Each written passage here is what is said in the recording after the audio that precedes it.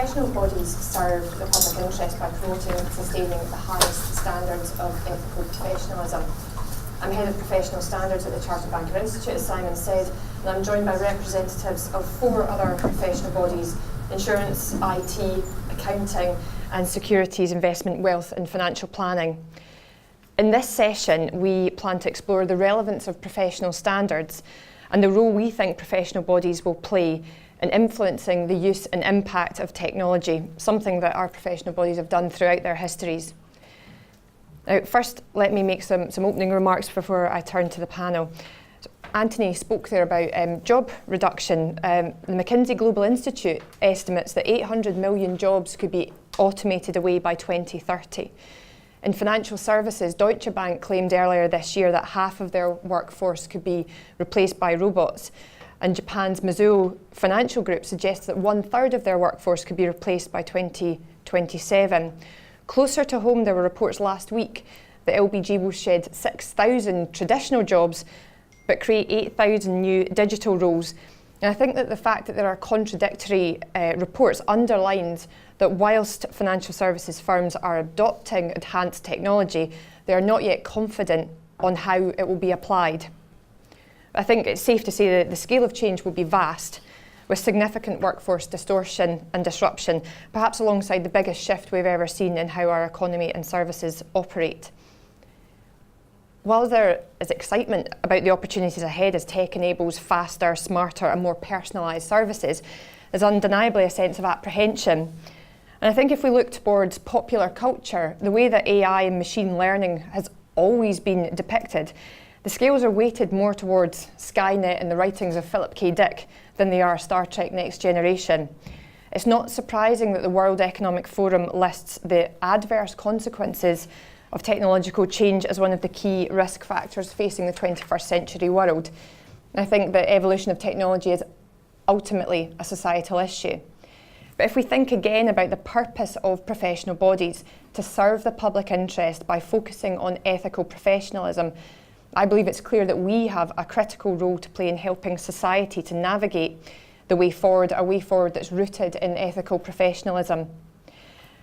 Now I'm going to turn to the panel to ask each of you to introduce yourselves, and then we will have a discussion amongst ourselves, and then I'll open it up to audience questions. So, Rebecca.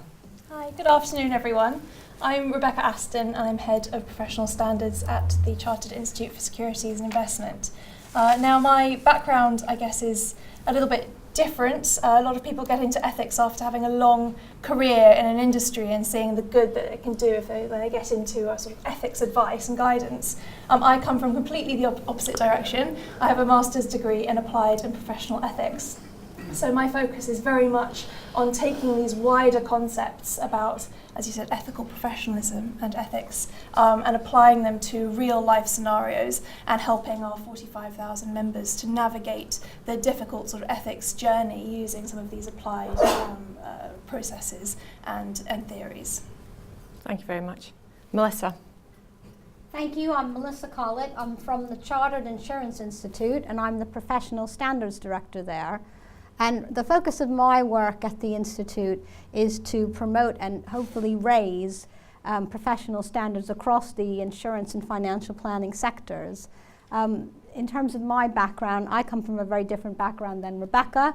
I come from a legal, ombudsman and judicial background. So I'm looking at this through the lens of legal rules, laws, compliance, and also through the sharp end of what happens when things go wrong.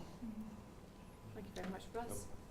Hi, I'm Russell Friend. I'm from BCS, the Chartered Institute for IT. I've been there about 2 years now as a standards development manager. My background actually is nothing to do with that. I was 36 years working in the military, but majority of that time has been in education and training. I worked for Defence Health. I moved into BCS. Predominantly my role there is to look after, maintain our standards, ensure they remain current and appropriate. But my first 2 years have been predominantly working with trying to resolve some very similar issues that you seem to face that the health sector had. Thank you. Or have. And I'm Richard Martin, and I'm Head of Corporate Reporting at the ACCA, the Association of Chartered Certified Accountants, which is a global body for professional accountants. We've got 200,000 members around the world and 500,000 students studying for our qualification. So we're a big and also a global organisation. Now, my responsibility there is really concerns one particular, largely focused on one particular set of standards, which is the financial reporting standards that govern companies' reports to their shareholders and stakeholders, I suppose perhaps differently from other bodies, those are set by an external, independent and global body, the International Accounting Standards Board. So our role as a professional body is to take part in the development of those standards, making sure they're up to date, for example, from technology, from technological developments and so on, but also to promote their understanding and promote compliance with those standards among our members. So I've a background in I've been a professional accountant all my life, so all my working life. So that's my background. Yep. Thank you very much. I think people in the room probably have a good appreciation of what professional standards have traditionally looked like, making sure that people act with integrity, that they've got the appropriate skills and training, that their knowledge is kept up to date through CPD. But in financial services, advanced technology is already here. It has been here for a while. There are chatbots, there are algorithms being used to help prevent fraud. Just two examples. Melissa, if I can come to you first. How are you seeing professional standards? Are they starting to evolve as the technology that the industry is using evolves? And what do you see them looking like 5 or 10 years out from now? So I think that to some extent, I think the fundamentals of professionalism stay the same in this climate. I think just looking at this from a personal standpoint, over the past year that I've been in this role, every single conference that I've been on insurance has been around InsurTech. You just can't go to an ordinary conference anymore. So everything is all about technological change. But the view I take from the professional body standpoint is that unless you actually understand the fundamentals of the profession that you're in, how are you going to understand how all of this technology is going to transform what you do every day? So you have to have that fundamental knowledge of your sector. That still goes on. You still need that competence as a professional in that professional body and sphere. So I think professional bodies are, and what they normally do, which is train up people to be qualified, they give them an ethical framework for behaving, and I think that's even more important than ever. And also professional bodies mandate that their members keep up to date, and that's exactly what every responsible professional has to be doing at the moment so that they can understand the impact of technological change. I see, Russ, you can build on that point, can you, with your experience? Particularly with the health sector, but actually one I'll just extend to that is the other thing professional bodies do as well, though, is they create communities of practice, which means that people then from the same sectors or from different sectors, and IT is quite unique in so much as it cuts across every sector. So actually, when you gather people together in a room that are professionals in IT, they can come from a whole range of sectors. So they can actually end up speaking completely different languages. So one of the responsibilities, I think, of a professional body is to make sure you create those communities where people can engage with each other that come from the same community for the purposes of best practice and seeing where we're moving in the future, and then mix those, allow those to mix and join with other sectors so that you're drawing in best practice from across those societies. So that's extended to that. But in terms of, I think, where you were talking about there and understanding the context of the work you're involved in, I'm currently involved, as I said earlier, with Health. Health have a really difficult challenge with this. And actually, if I present it in a way that if you walked into your GP and your GP was not qualified or registered with the RCGP, you would not consider taking a prescription or allowing them to make a diagnosis. However, the information that arrives on their desk about that they make that decision around comes from IT specialists and people extracting the data and maintaining those spreadsheets or whatever, provide that to the GP, and he makes a decision based on that information. But those people aren't registered practitioners at all. And so as a consequence, where we're working with health is to try and make those people that are the technological specialists understand that they are shoulder to shoulder with the clinician. So they really absolutely have to understand the context within which they employ that skill. And we all know about WannaCry, I'm sure, and we all know about the problems that health have had for many years now with the failings of systems, the interoperability of systems and so on and so forth. And it's because they left IT over in their side cupboard doing what those special geek people do, as it was. We don't need to know that, but actually digital technology now is the driver and the main enabler within just about any industry. So they are now out their cupboard and need to be part of the sector. And just to carry on a little bit further than that, what they're beginning to realise in health now is the CIO needs to be sitting on the board, because too often technological decisions were made by the financial director who really didn't have any technological knowledge or background necessarily, and so the CIO needs to sit at the board level so that those decisions that are made from a basis of knowledge and capability. But that CIO really needs to understand the sector that they're in. So it's not about just their technological capability, it's about understanding their domain. And then you have the reverse challenge, because every one of us in our jobs employ technology in some respect. So we all need a degree of technological capability as well.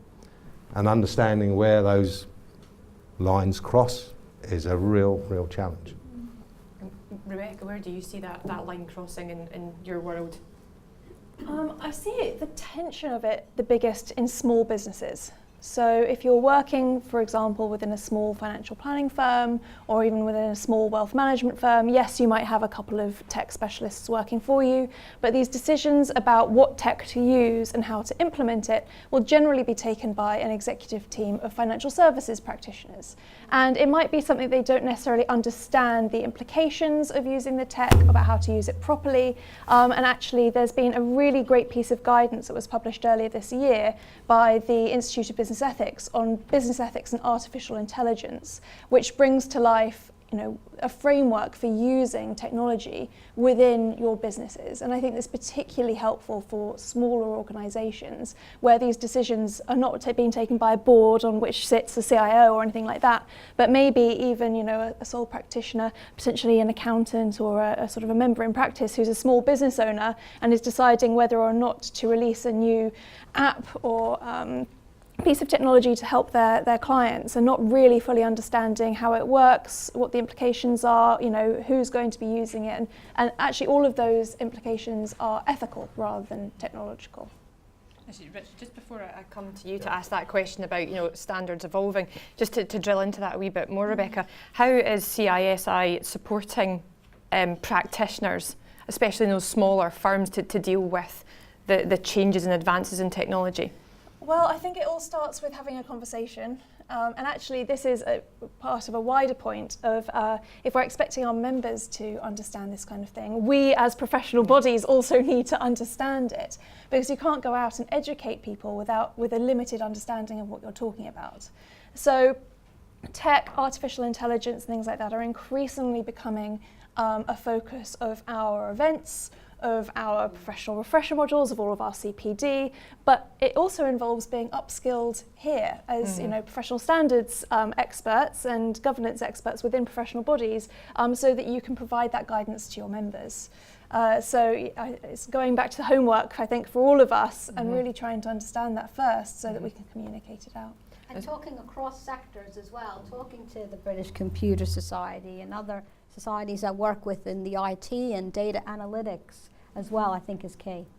And we'll come back to some of the specifics, some of the ways that we're actually supporting our members. But Richard, first of all, in terms of that bigger picture, professional standards evolving.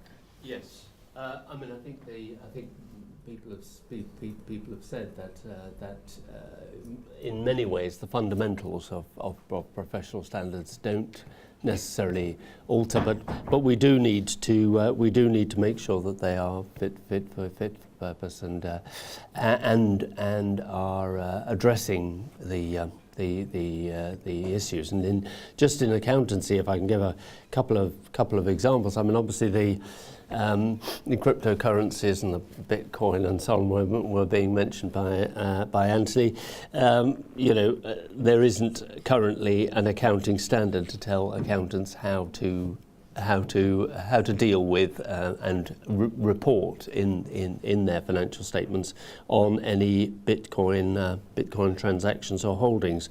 And obviously there can be a number of motives for dealing in Bitcoin or accepting Bitcoins, and those could have different accounting outcomes. So there, I think the standards, the professional standard setters dealing with financial reporting need to catch up with developments. I think we would. Artificial intelligence is going to be everywhere, and a lot of our members are involved with auditing, and I think data analytics and artificial intelligence are going to be a big part of that, and are indeed already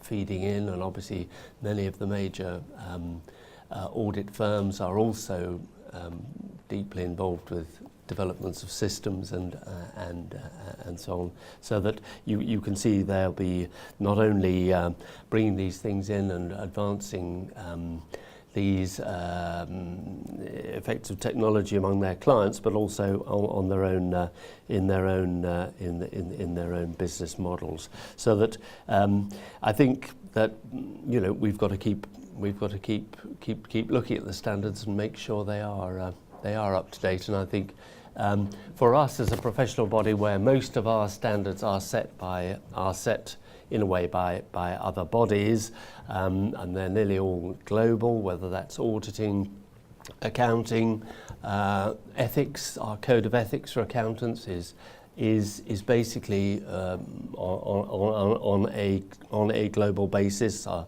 standards for education are on a global basis. All that needs to. Our main role, I think, is making sure that happens. And as I say, that then when it has happened, that our members are following those standards. So I think there's plenty to do. I suspect not a revolution in professional standards, but an evolution to keep up with changes, I would have thought. Yes, I think that's an interesting point. We discussed the other day, Richard, that is the ethical framework actually changing, or is it the situations that change? So if I can, what are we saying? Do we think that ethics need to evolve, or is it situations? Melissa? So yes, I was thinking while you were talking about that, Richard, about I think all professional bodies have some kind of code of ethics, a code of conduct, but it's about interpreting that to face new digital challenges. So for instance, our code of ethics says act in your customer's best interests. Now, that's easy to understand when it's a human advisor speaking to a client. What if it's a robot? We hear all about robo-advice. So does that ethical principle apply? How does it apply?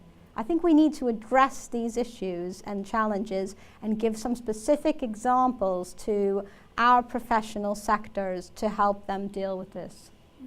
But I think it does start with people first, because you don't forget that the people who are implementing and programming and introducing technology have their own unconscious biases. We all have our own issues and problems in the way that we think about applying things. For instance, the principle of integrity. Most professional bodies have integrity within a code of ethics or code of conduct. I wrote my master's dissertation on what it actually means, and pretty much all mentions of integrity across different professions mean completely different things depending on which profession you're working in. So integrity for a doctor is very different from integrity to a teacher, an accountant, a wealth manager.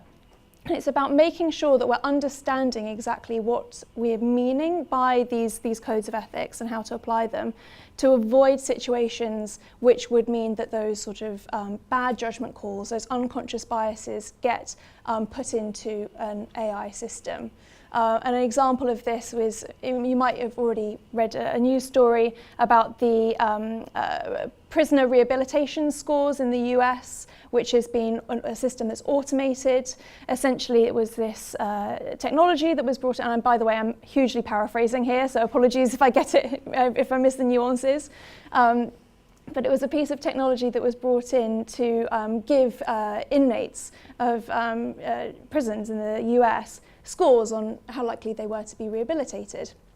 And what it was found was that actually a lot of unconscious bias was picked up in that system, because basically the system ended up being racist.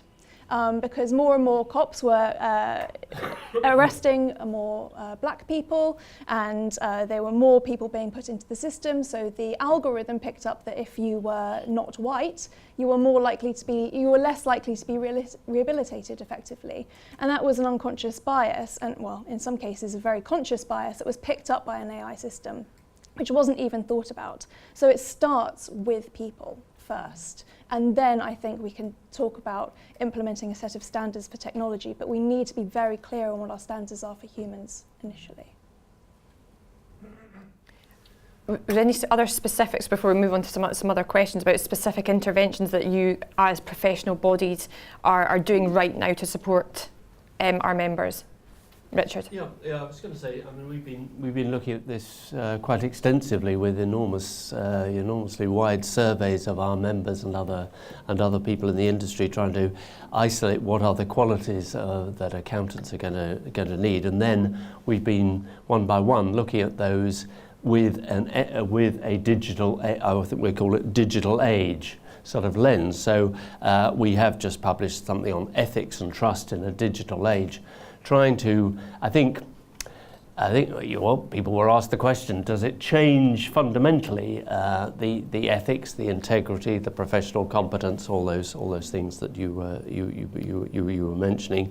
And I think probably it doesn't, but you do need to provide realistic and up-to-date scenarios of how this could apply in relation to digital developments. And so, we've looked at in this one we've looked at six different issues like cybersecurity and big data and so on, and then taken the ethical, tried to tease out in some examples what are the ethical issues, what would be the point of view of our members, who are often perhaps external or internal auditors, and who are accountants, and so in the finance function of a company, and look at it from those different perspectives. So that I think it's these. As you say, these objectivity, integrity will always be there. It's just that I think we do need to look at how we present them in a in the context not just of the sort of face-to-face advice that perhaps we were all, and client relationships we were all used to, but in this in the more digital context that we've been hearing about. My own professional body, the Chartered Banker Institute, has just relaunched its flagship qualification to be update in terms of dealing with fintech and working in a much more digital environment. I'm sure each of our bodies are doing that. So, Rebecca, to come back to your point about making sure that the input is fair, consistent. Shows integrity. Do you think that we will be, as professional bodies, setting an ethical framework for machines or people in the coming years? I still think it starts with people. It's my applied ethics background. I think that's what's really important. What I do think we need to be better at doing is actually communicating to the end user, i.e. the customer, what they can expect from the machine, the technology, or similar. in the same way you would do with this is what you can expect from me as a human professional. So we are at a bit of a tipping point at the moment. There is a huge amount of research which shows that technology might completely erode the very foundation of professionalism. There's actually there's a book called The Future of the Professions by Richard and Daniel Susskind, which paints an extremely bleak picture and concludes by saying that, I think I've got it in here, that the future is going to be one where technology actively displaces the work of traditional professionals, and that in the end traditional professions will be completely dismantled, leaving most but not all professionals to be replaced by less expert people and high-performing systems. What I do think they failed to take into account was the ability to communicate to the end user about what they're getting into with tech. They're talking about all of these fantastic advances, about how we're using our phones more, apps more, we've got healthcare apps on our phones and that kind of thing, but you don't understand the core sort of ethics behind it, and that's where I think professionals need to start coming in more. So yes, we're setting standards for people, but we also need to be able to set standards for people to communicate more effectively to the end user about why they should be, I don't know, maybe using the services of a professional rather than an app or big data. Yeah, I think there's an example in health actually where not understanding actually the impact of that technology, or not understanding the end user's requirement as well.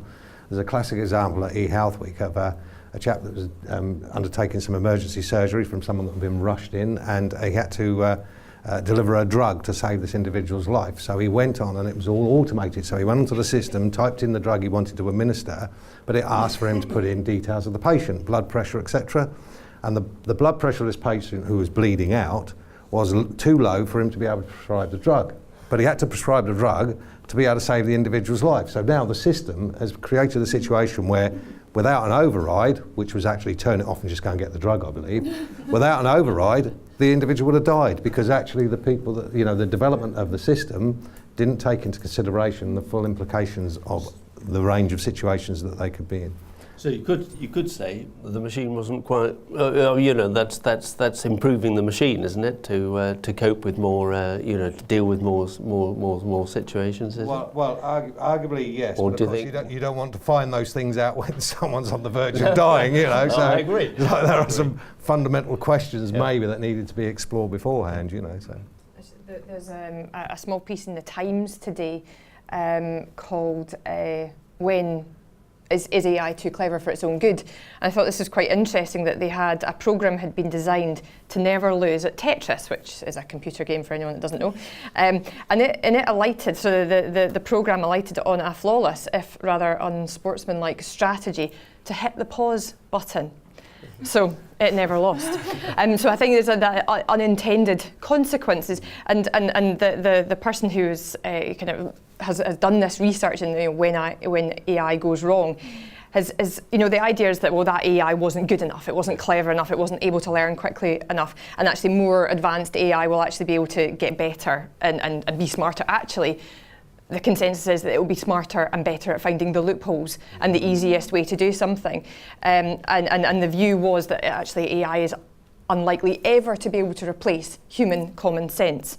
And actually there's a report by Accenture that paints a rather utopian view. So if you've got McKinsey on one hand saying 800 million job losses globally across all sectors, Accenture have brought out a report I think this year, that paints a rather more utopian view that actually humans will be freed up from doing repetitive, boring, menial tasks and be free to focus on the more qualitative aspects of their role, more strategic issues.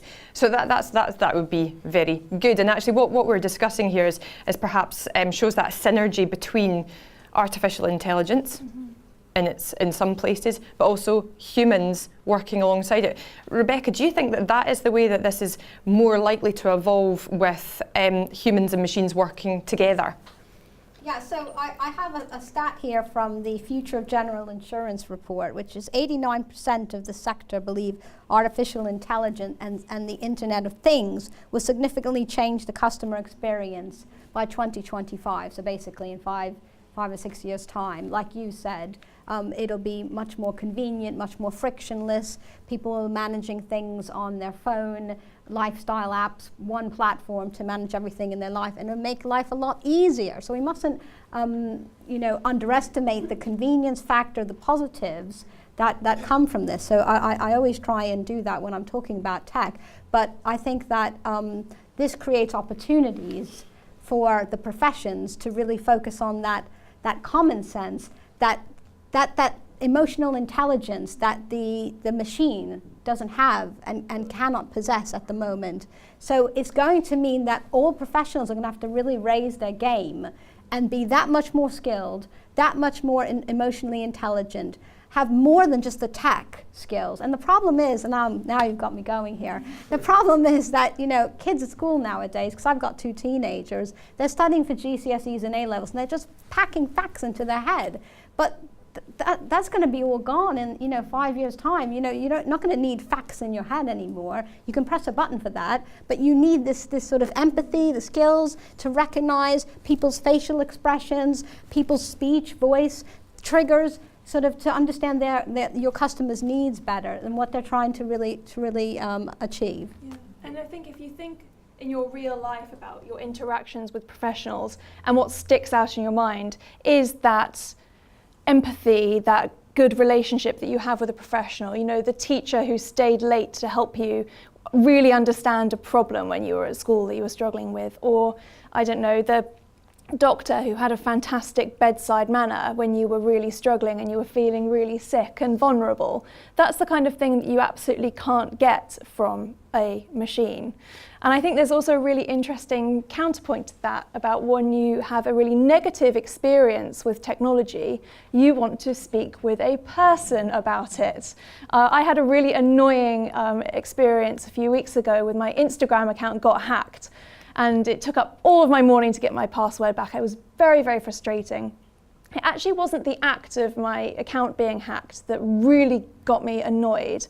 What annoyed me was the fact that Instagram don't have anyone on the phone that you can call to and just say, something's happened, what should I do?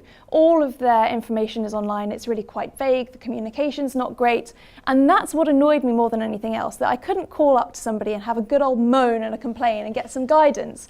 And I'm increasingly seeing sort of the role of the professional and maybe providing those really, really good moments, those human moments in people's lives, but also being there when something goes wrong. And to be there when something goes wrong, you need to understand what's happened and why it's happened. And that is going back again to the standard of being able to communicate technology to the end user. And Richard, do you see that as well, like machine and human working together in accountancy? Yes, absolutely. We've certainly in our, as I say, in these studies we've done, we've been picking up some important things for accountants, things that perhaps in the past people might not have said were important things for attributes for accountants to develop: creativity, emotional intelligence.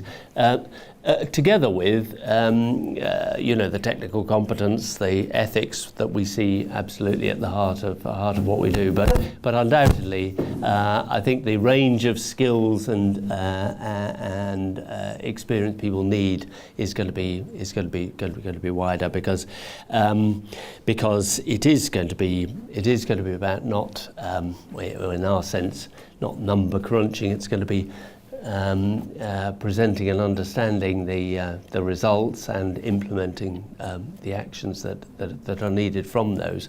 I think you were talking about ethics. I think ethics is always going to be. I don't think ethics is going to be a machine thing. Ethics will, I think, always involve human beings. But I think other aspects of life are going to be very much machine driven. I mean, I was hearing from one of our regulators looking at corporate reporting. They are not only they've not only got their artificial intelligence analysing the numbers. This was somebody who worked for the Securities and Exchange Commission in America.